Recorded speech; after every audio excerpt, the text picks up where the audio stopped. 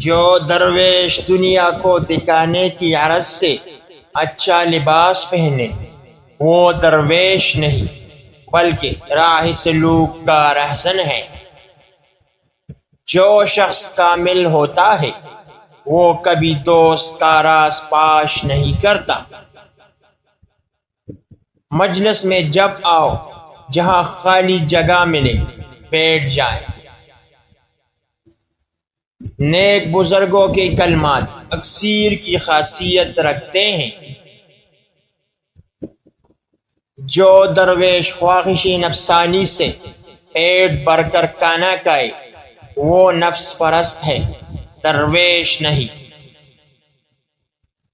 خدا کا خوف بے ادب بندوں کے لیے تعزیانہ ہے تاکہ وہ اس کے سبب گناہوں سے بچے رہے اور نیک راستے پر قائم رہیں۔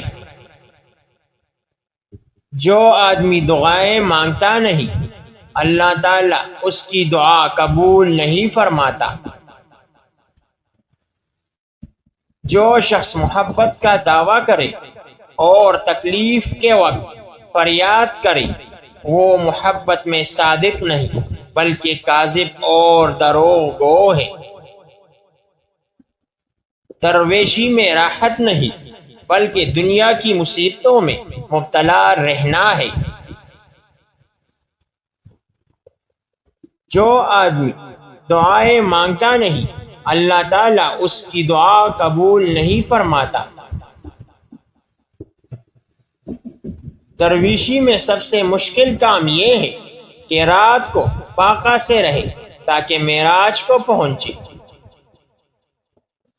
دنیا والوں کی صحبت فقیر کے دل کو پریشان کر دیتی ہے۔